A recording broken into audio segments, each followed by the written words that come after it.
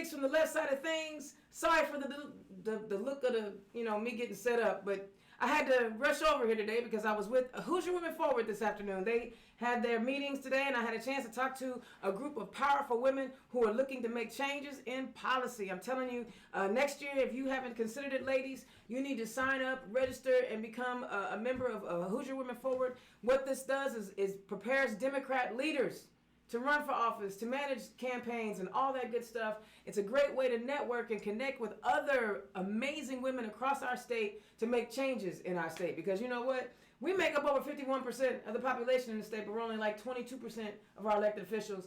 And unacceptable. Unacceptable. We as women have to get more involved in this policy making process. We need to have more big mouths, like mine, more big mouths out here trying to make it happen, because the bottom line is, and don't tell me, I told him today, I said, don't even tell me about whether or not you're qualified enough, because you got an orange dude in the White House. There's an orange dude who thinks Frederick Douglass is still alive in the White House. So don't think that you're not eligible and you can't run for office, because you definitely can do that. Definitely. So consider it. And if you do decide, connect with Democrats. We are awesome on multiple levels. We can make it happen. And you should too. So what's been happening? Y'all watched the debates. Y'all seen all the good stuff. But I am still more concerned about what's going on right here in Indianapolis.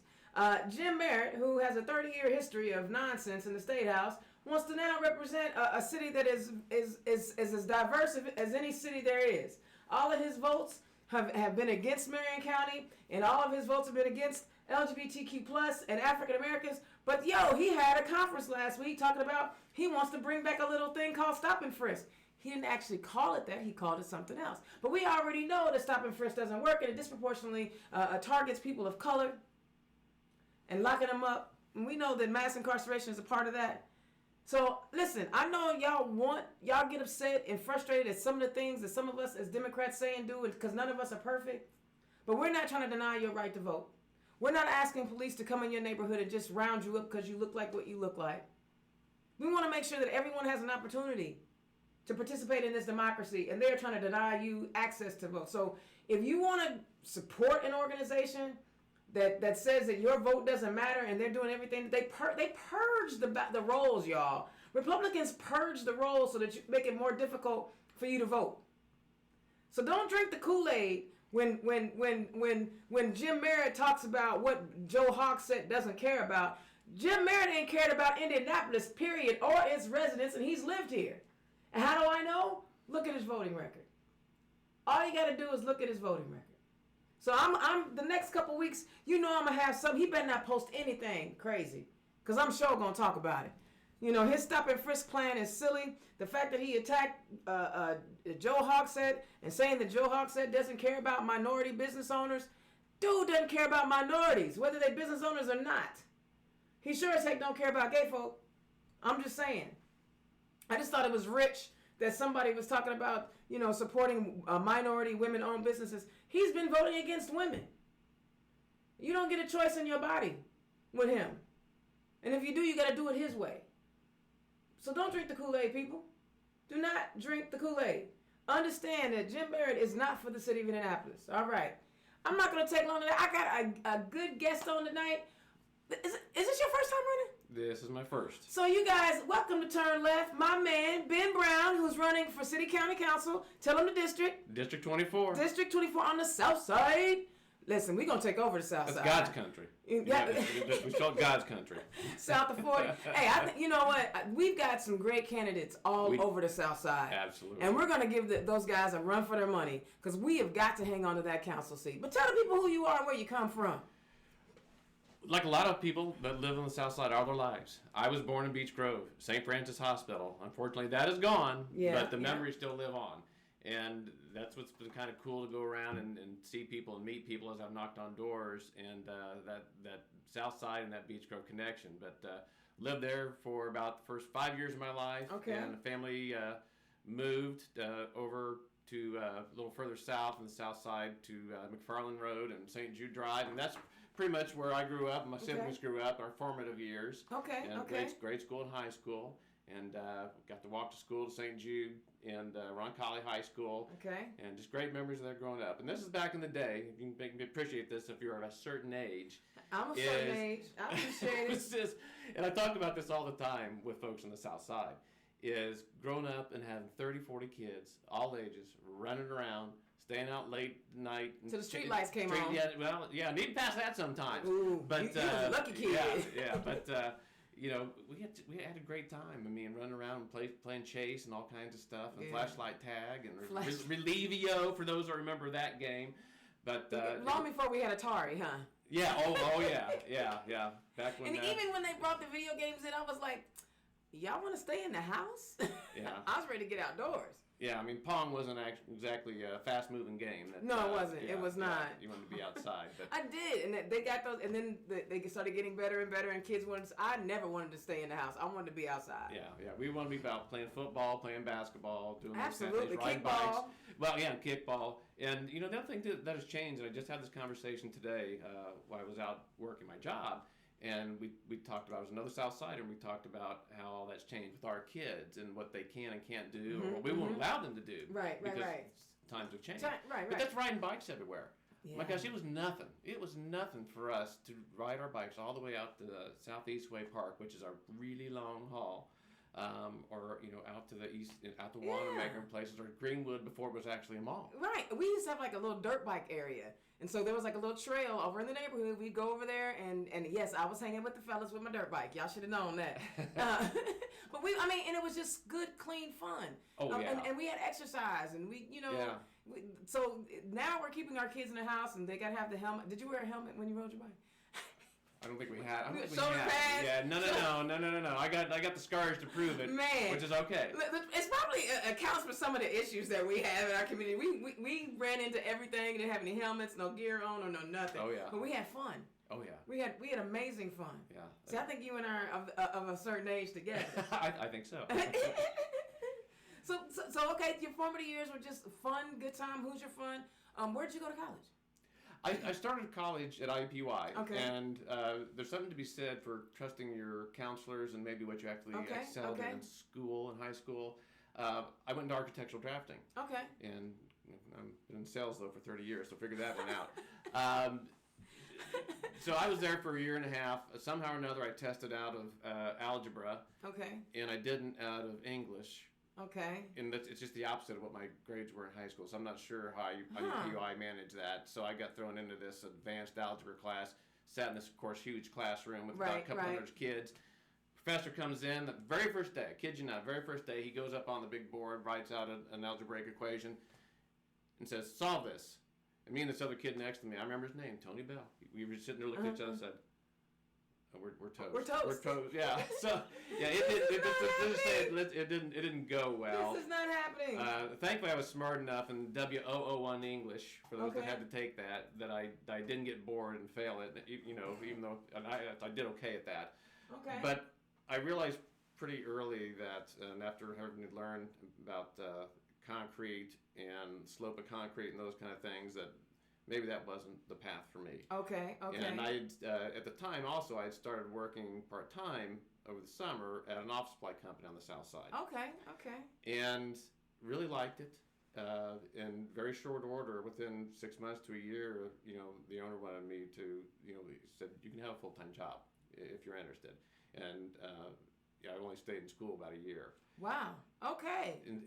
But again, I was driven to our retail. We had that's back when independent office supply companies used to have retail stores. Right.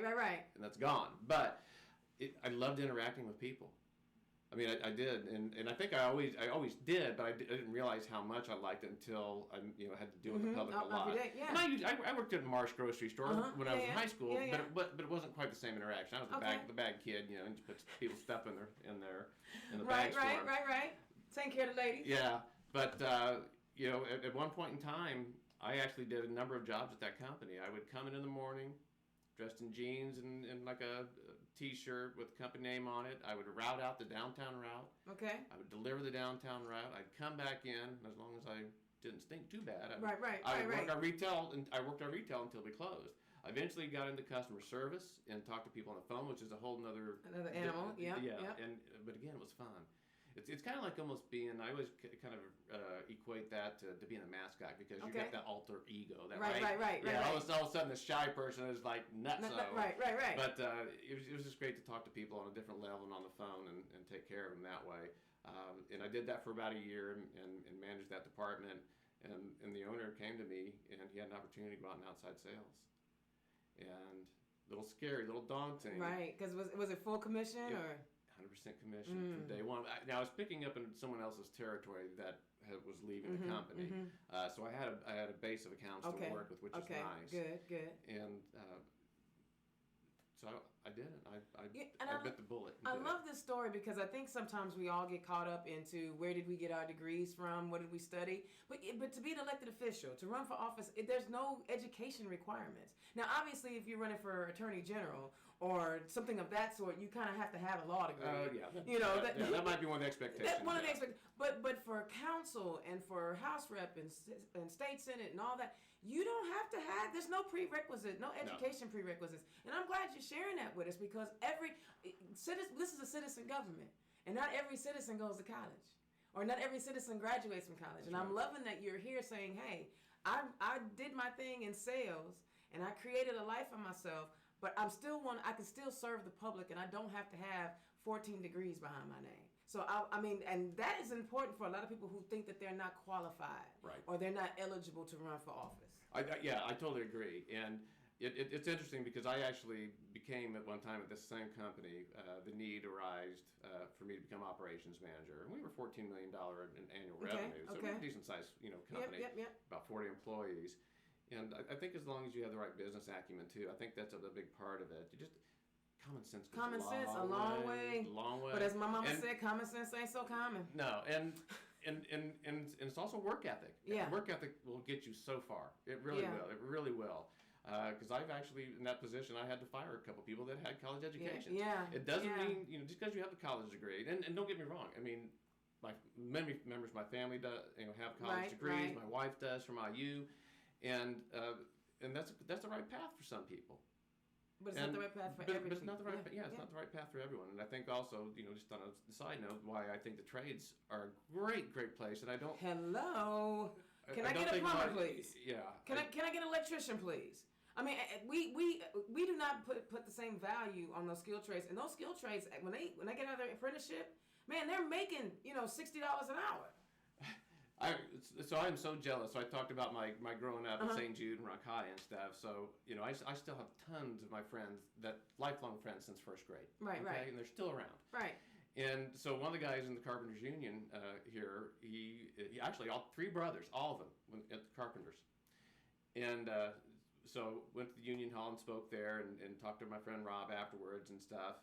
And again, of a certain age means, and I have to say this now because my birthday's coming up, number one, but just to relay the story better, is we're both just turning 55. Okay. He's retiring. Wow. People, did you hear that? He's retiring. He's 55. Right. And I asked him, I said, what are you going to do? Are you going to travel a little bit, whatever else? He said, no, I'm going to keep working. So he's going to draw his pension and work a little bit. Because he can. Yeah. And retired at 55. Whew, that would mean only 6 years. Nah, Deb Jenkins ain't getting ready to let me retire yet. So, that's what I think is important to know, to your point. Yeah. Is it just takes someone that cares. Yeah. It takes someone that wants to get engaged, be involved, and has common sense. Yeah. And cares about humans. Yeah. That'd be good. I think it's interesting that the other side of the aisle spends so much time on, what the businesses need and how businesses need to thrive, but spend less time on what humans need. Yeah. And I find that really interesting. And you don't have to have 14 degrees to understand what compassion is. Yeah. And those are the things that we need in our city county council. Well, and to help those that are less fortunate, whether it be education or monetarily, whatever that is, I look at it as preventive medicine. Yep, that's it. There's no difference. There's no difference. You do things to be healthy, so you prevent certain things from happening to yourself, to your body, and take care of yourself. And if we can do that same thing with people as they're coming up in society, going to school and those things, and help them to achieve, help them to go do things, to find their path in life, and to make a good living for themselves, be able to take care of themselves. And we got to show them, because if you don't see it, how do you know you can achieve it? If you don't, like I said, I need plumbers, carpenters, electricians, but I also need a CPA. And right. I think a lot of our society has gotten caught up in the celebrity of things, right? You got to be the big time lawyer, you got to be the big time doctor, you got to be the surgeon. No, sometimes just being able to fix stuff. Yeah.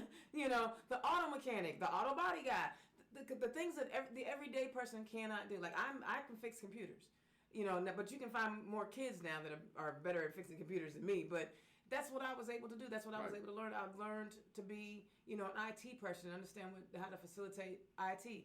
You don't always have to be the musical guru, producer, or the ball player.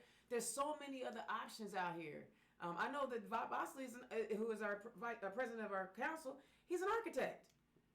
So it's like you can be whatever you want to be if you understand what it is and what it looks like. Right.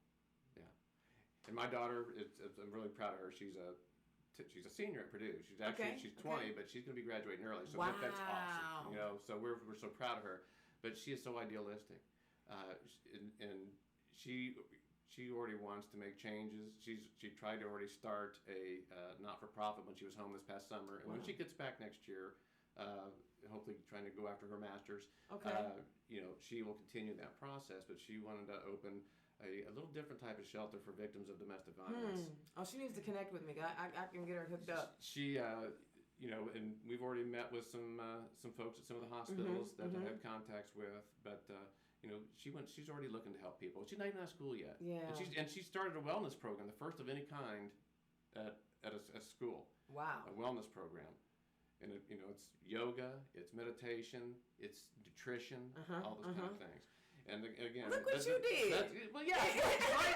So but I learned it from two great parents too. Right. I mean, my dad was an attorney, but to your point, I mean, he wasn't this big, big time attorney. Yeah. He was still so grounded, and he was the attorney's attorney. I got you. The guys the guy reached out to that reached out to for mediation and to talk to and to get and he was that guy, and but he always get back to his community, always very engaged and involved in the community.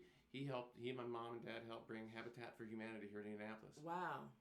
Oh, shoot. Wow. Yeah. Okay. Good, because that's a great organization helping people. Oh, yeah. That's a great organization. I've donated to Habitat. I'm not good at hammering. Y'all don't want me putting houses together. I know my skill set. Now we've come back to the trade. Yeah. You gotta have it. Yeah, and and things like that. They started in their 70s. They started a not-for-profit called Indie Voices. Okay. And we got together with all our musical friends of all faith denominations, and said we want to record Christian music, and make CDs and donate them to cancer patients. Aw.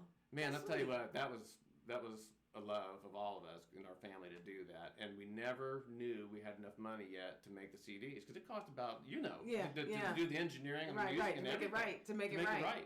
It cost over $10,000 to do all that, and we never had the money to begin with. We just knew we wanted to make it happen. We would provide it, and it would get done, and it did. I think we made 4 or 5 CDs, and then my mom actually had a second round of breast cancer, and so that kind of slowed things down quite a bit. But I would love to get back to doing that again, kind of as a legacy to them. Make it happen, because I know some clergy folks that will work with you on that one. Oh yeah, I mean Eastern Star Christian Church. They were on there. Oh, the little kids. I gotta share this sometime with the little kids sing "Jesus Loves Me." Oh my gosh, that's the most joyous thing. That's a staple when they're under 8 years old. Yeah, sing that. Yeah. Even I sing that one. Yeah. But, so running for, so the political, now let's talk about the faith and the desire to serve in the community from a policy making standpoint. Yeah. Because I believe that there is a connection and a crossover between what our religious teachings and what our spiritual teachings teach us and how we interact with the world. Sometimes politics can get messy, but how will you plan on, distinguishing, the messiness of politics and just stick to the policy making that's important to humans? I think if you're a person of faith, it's just instilled in you, and you don't back out on your values. I mean, you just don't, because that actually kind of shows us something else about you if you do. Exactly. I always like saying, this is not verbatim, and I wish I could quote the author, whoever it was, but there's something, the character is defined by what you're seen not doing. I got you. Because just about anybody can act like they're philanthropic, like they're giving back to the community, like they're this wonderful person, but it's what you do that people don't see. When people don't see you. That people don't see you. So, and that can be one of two things, right? It can be one of two things. It could be not for the good, or you just go about your business and you're trying to help people, and you don't ask for, you don't want accolades for it. You don't want any. You're just doing what makes you feel good right? inside. Yeah, exactly. Yeah. That's what it's about. Yeah. But then there are those, of course, we know that they're showing their true self, and we still don't believe what we see. Exactly. Right. And we we want to shake it off. Like, oh no, this is an aberration. No, it's not. It's real talk. And I feel that because when I work for the party, like I have to remind people, I'm a volunteer for the party. I don't get paid for any of that. But it is so fulfilling to be out here encouraging, because everybody's got a skill set, right? And mine just happens to be, I'm a rah-rah girl. And if I can get you motivated into action, then I've done what I'm supposed to do. And people are like, you run around and you do all this. Yes, I love it. Because again, it's all about electing Democrats. And there are Democrats in all 92 counties. I just got to pull them out. I just got to let them know that there's more of us and we're here fighting for you. Yeah. And that's what it's all about. It's about service. Yeah, it is. But more to your point in your question is, you can ask all along, and when it comes to decision making on how to treat people, what would Jesus do, right? And even if you're not a person of faith, though, I guess you could just simply go by this rule, and I think it applies to everything. I try and live it every day. Right. Is the golden rule. Yeah, because that covers all parts of your life. It really does. Every part of your life. And it's so simple. Yeah, it is.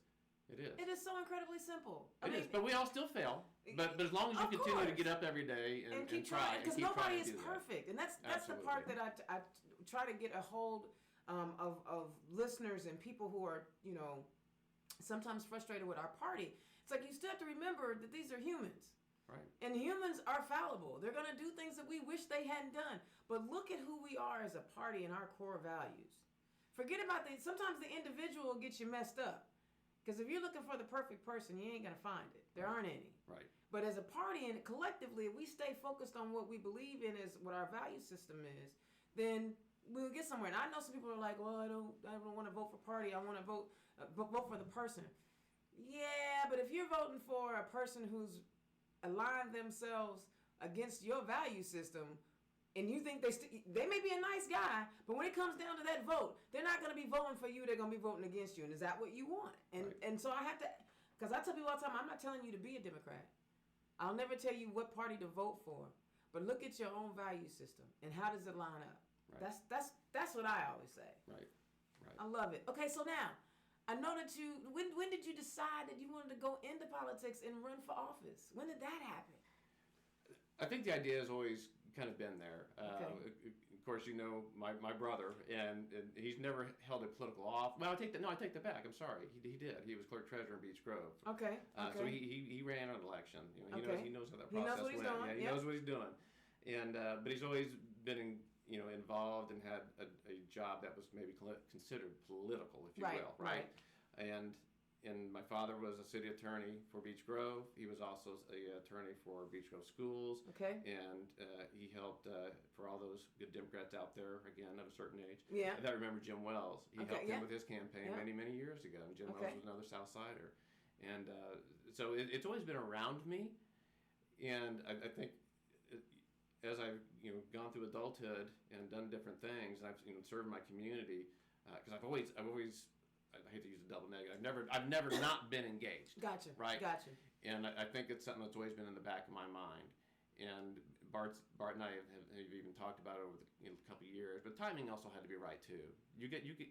If I get involved in something, I'm jumping. You're all in. I am. I'm pushing my chips all in the middle of the table, whatever metaphor you want to use, and jumping in both feet. I have to make sure that I have the time necessary for the commitment. Yes. And this is a big one. This is a big one.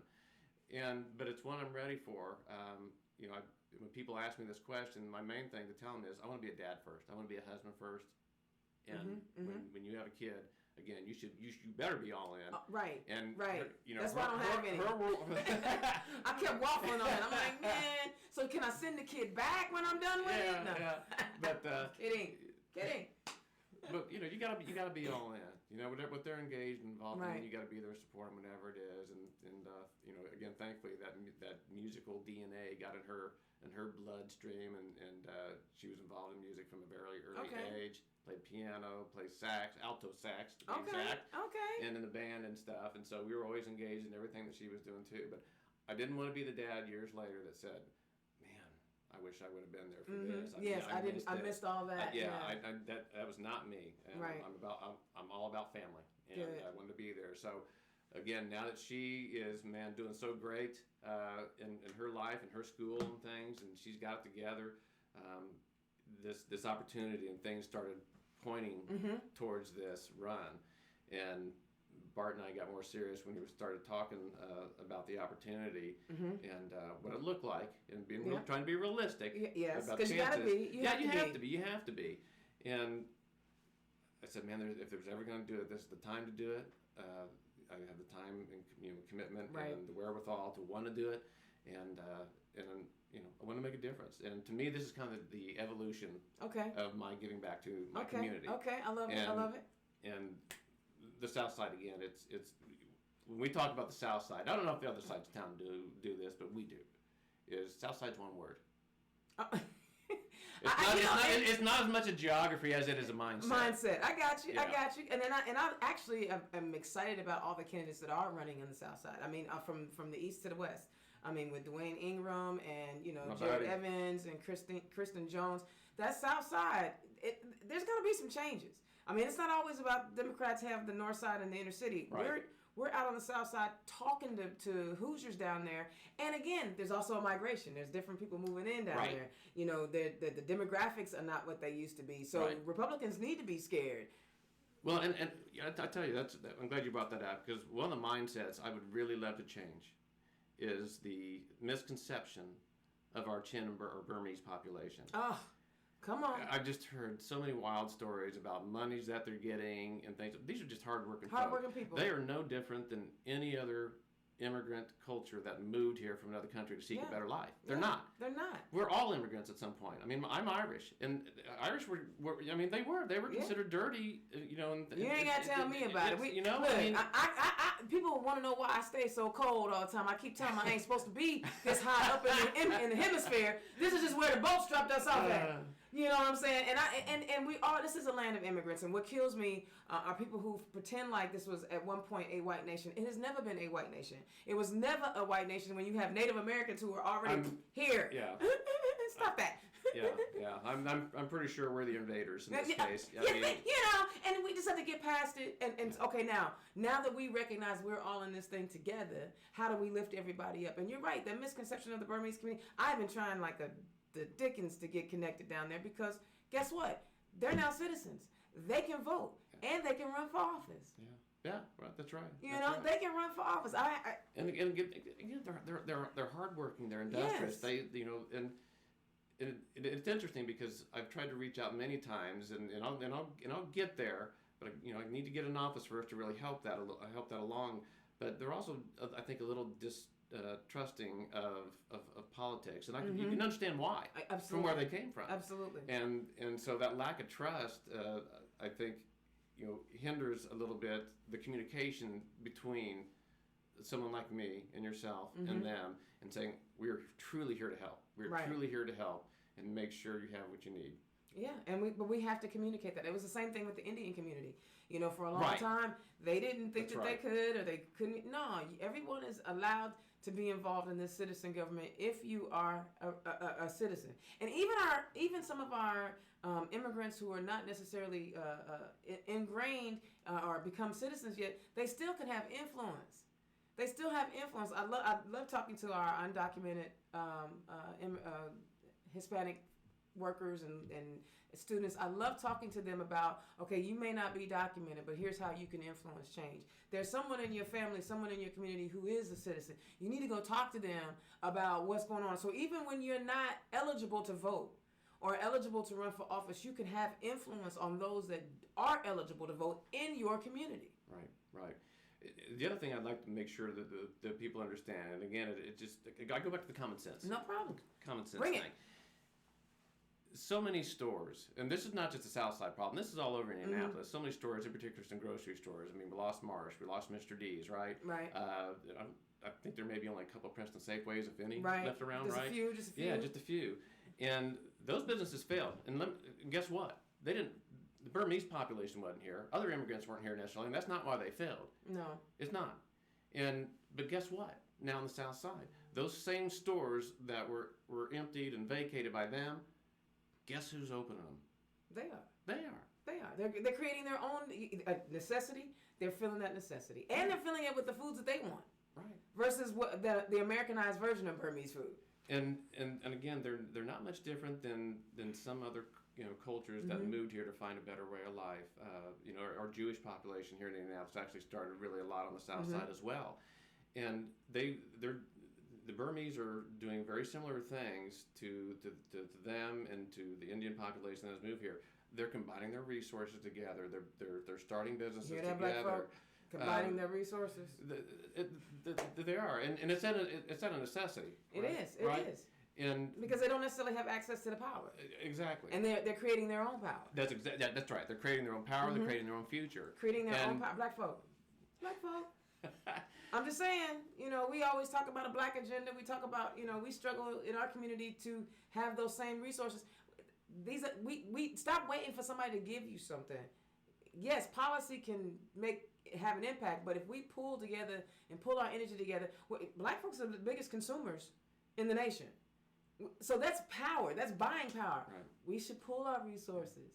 Like the Burmese are doing, like the Jewish people do, like the Irish. They came here with nothing. They came here with nothing. And we came less than nothing, right? Yeah. So, and granted, there have been barriers put on us to keep us from going where we need to go. Yeah. But there's still an opportunity to do it. Absolutely, yeah. And what would you rather see? Would you rather those places stay empty or see people utilizing them?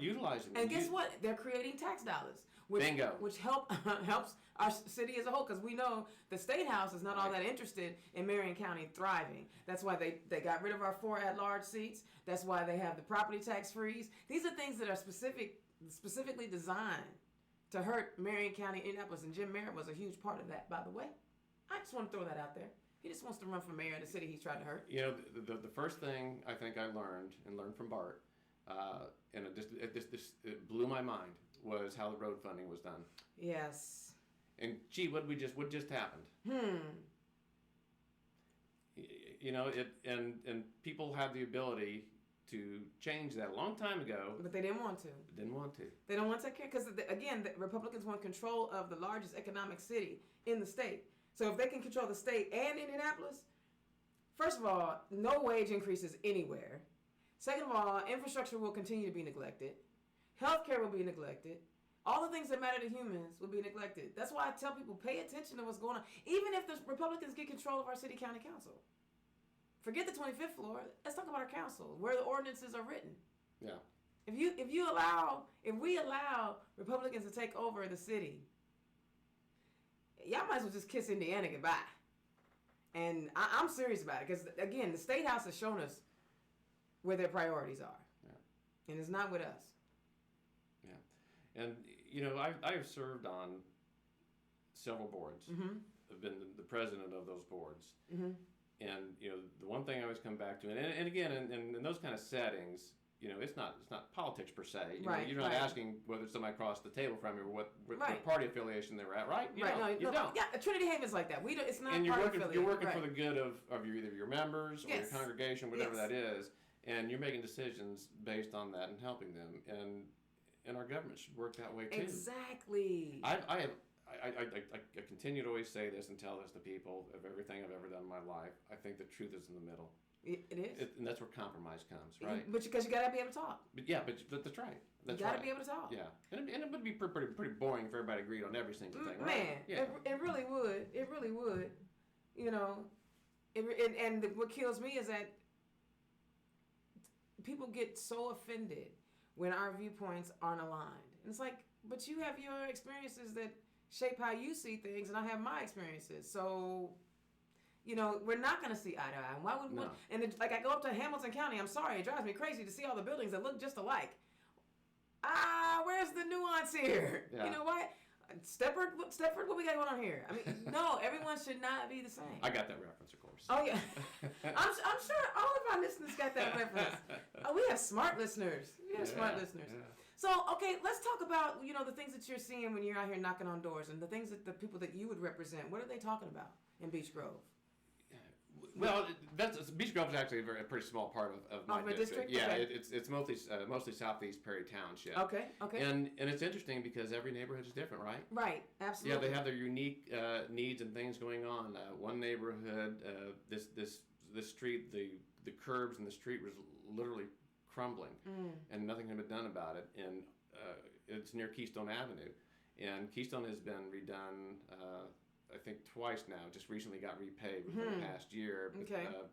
But some of the side streets around that had not been done, and just this one, I didn't get it why this one street was that way. It is something that when I get on council, I'm gonna look into it. Right, and it's gonna be one of my things I get taken care of. Others have to do with.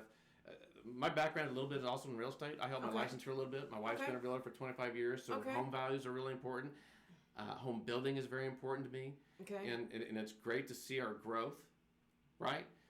But at the same time, one of the things I have heard from neighboring communities to new construction, and sometimes new construction themselves, is if that builder pulls out before they're done with it, what happens? What happens? Mm-hmm. This one particular neighborhood, it's a 55 and older community that's backing up to this new construction, and they're supposed to take and cut out some of the dead trees along the back part of that property and make a nice walkway and things, and they're really worried it's not going to get done. Another neighborhood that's been there for about 20 years, they put in, I apologize to listeners and viewers, I don't recall the name of the tree, but it's a tree that has a 20-year lifespan. And that's all that was put in the neighborhood. That was all that was put in the neighborhood. I never heard of that. I never heard of that from number one. But regardless, anytime the wind blows just a little bit heavy, okay, tree branches falling down everywhere, and some trees have just fallen over. They didn't make the path, the distance between the sidewalks and the streets and the patch of grass there large enough, and they planted the trees in that grass. And what's it doing? It's breaking up the sidewalks. It's breaking up the street. Yes. So things like that bother me when I see that, because that means someone's not really doing their due diligence. Yeah, yes, exactly. And so those are the kind of things that have been important to me. Richmond Hills, of course, we all know what happened there several years ago with the explosion. And I had have several good friends in there, and one in particular that I spent a lot of time with. I called him and said, "Hey, I understand you guys have a problem with some rentals because some of the homes still are not repaired, and are hard to repair."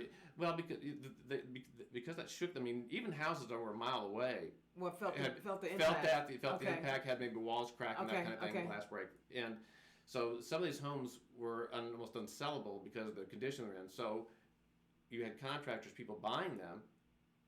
And maybe I can't say whether they weren't fixing them structurally or not, but certainly, of course, they were going to take care of them cosmetically.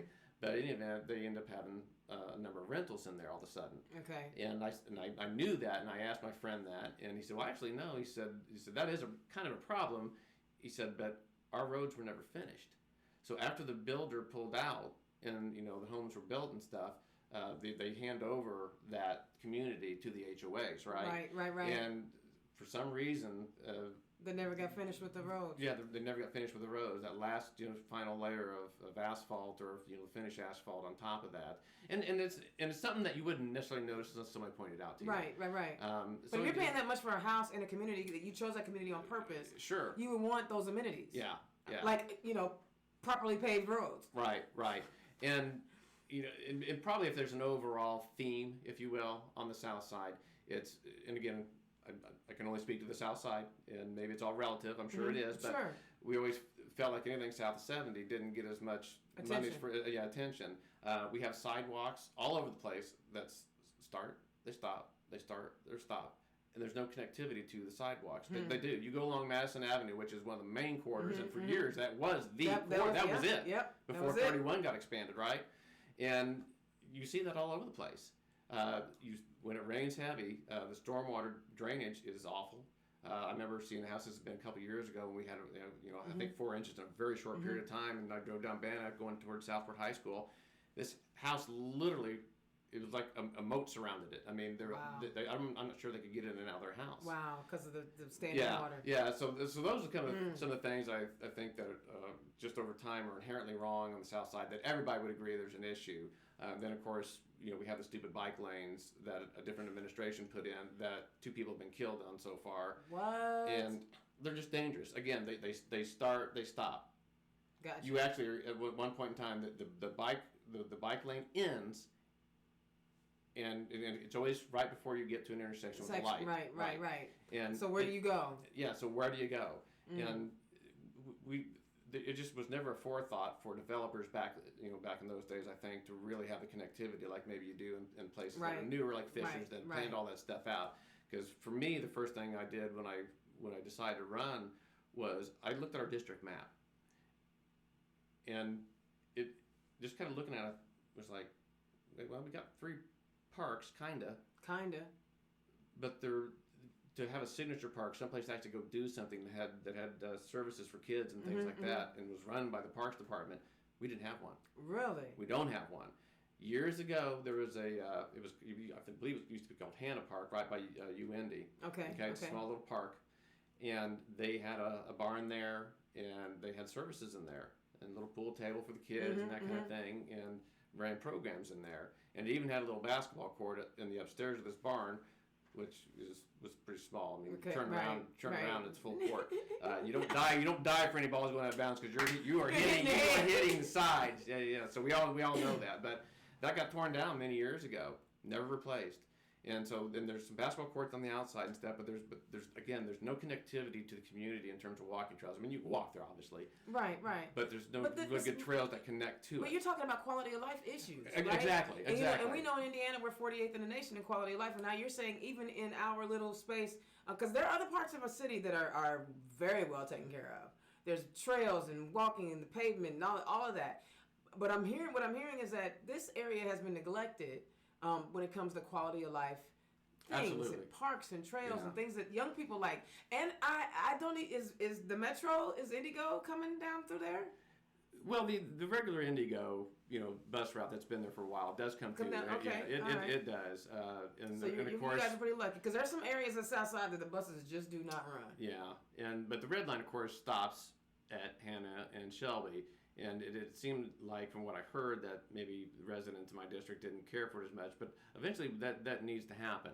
As our population, people our age again, are getting older, the millennials and those, and all the younger generation, they want that. They want to see a better world, and they don't want cars everywhere. Right. And it's something that probably needs to happen. So I'm hoping once I get on the council that we can make sure that it's successful and the ridership is there, because if you go back to the Metro when it used to be because I almost called it the Metro. Yeah, exactly. And I did the other night at a neighborhood association meeting, but we just this is too good of a city not to have mass transit. Absolutely. Exactly.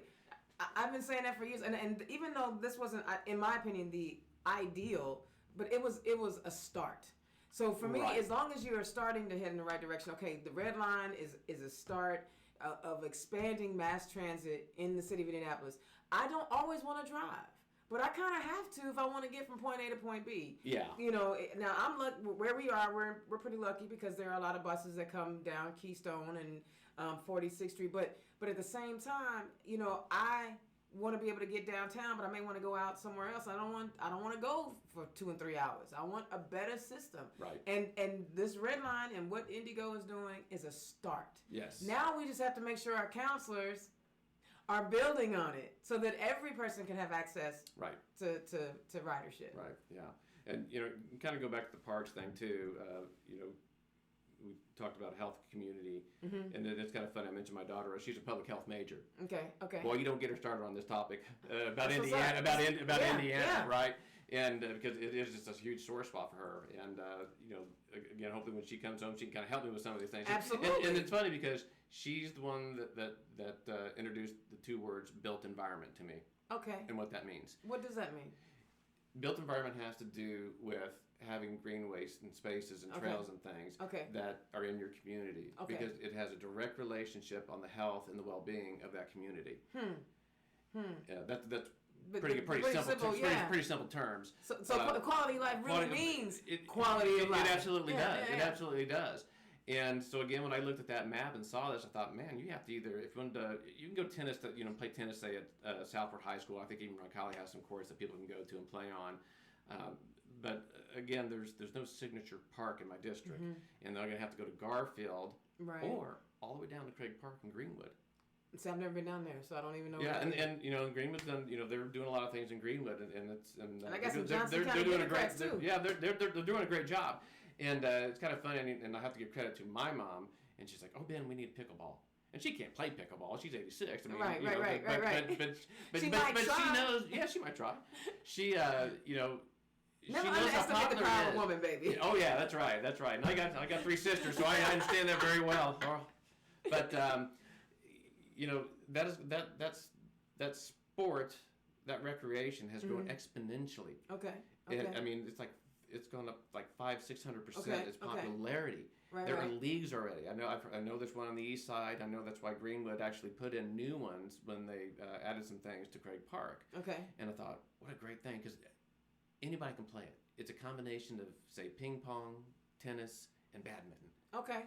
And you will see, again, folks of a certain age. Right. Just playing that sport. Yes. Yeah. It's just getting out there, getting active, and having fun, and being outdoors. Because not everybody wants to run 5 miles. Oh, no. I don't want to run. My knees wouldn't take it. I do like playing tennis, and I like to play a little pickup ball, but, I don't want to run 5 miles. And I want to get off my treadmill sometimes. I want to get outside when I can, because once winter's here, you're toast. Yeah. And there are a couple places I have my eye on that when I get in office, right? I'm going to work with some folks to make it happen. There's a really nice plot of land that could be used for a number of things, and it's right smack in the middle of our district. So I hear you talking. So there are going to be a lot of counselors rooting, trying to get as much as they can for their little areas as well. So how do you plan on you'll be the new guy? Well, hopefully a whole bunch of other new people, because I'm rooting for Keith Potts and Dwayne Ingram and Allie Brown and all those folks that are running for City County Council. You guys are going to be, trying to vie for the same pie. That's right. Understood. So how are you going to, what's your skill set? You're a salesman, so I know you got this. Let's talk about some of the techniques that you plan on using and when talking to other counselors and how we, take care of the South Side. I truly think it's building consensus. I think anytime you have something in mind that you want to get done, you build consensus first before you ever submit a proposal, make anything of that nature. You want to make sure that there's people out there that are going to support you. And I've already kind of been doing that through Facebook, through just social gatherings with friends and stuff that are like-minded. That they ride bikes a lot. They're posting their little trail. I don't know how they do it because I don't do it. Right. Where they've ridden and stuff. And I've already got folks that are, kind of lining up with me to say, Ben, you get in office, man, I'd love to sit on a committee with you and let's talk about this. And I think we just have to be a loud voice. That's part of the thing. We talked about that earlier. What are people saying?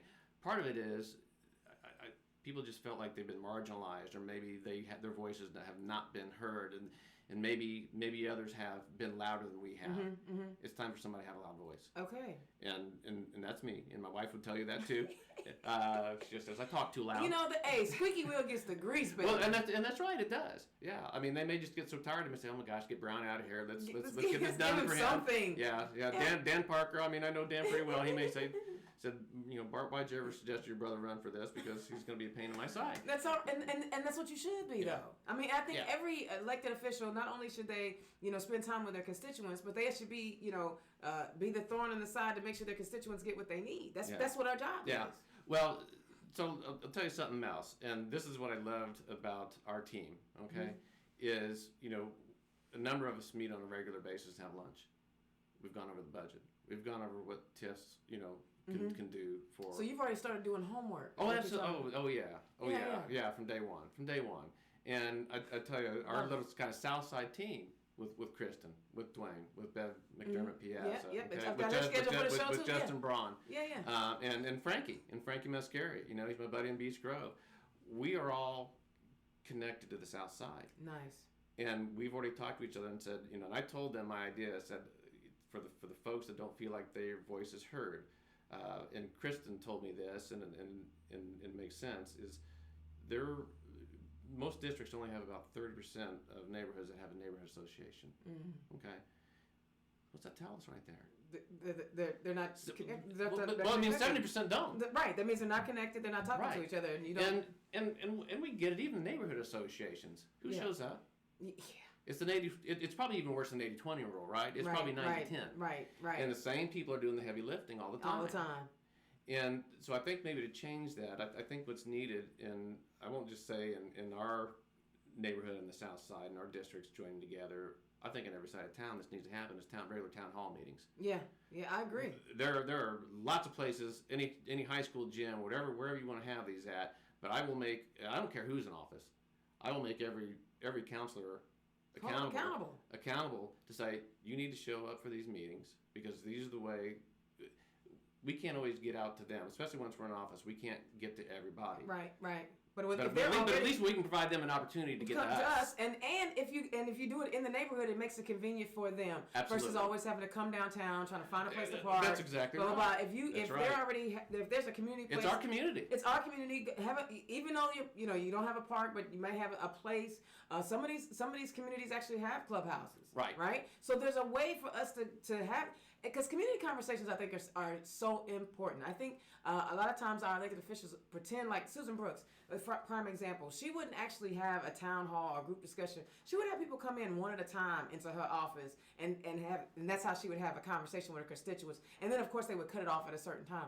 That's not engaging in your constituents. You have a whole congressional district to take care of. You need to be willing. If you're willing to put your name on the ballot, you got to be willing to talk to the people that you're trying to serve. Right. Trey Hollingsworth, he ain't even been back home.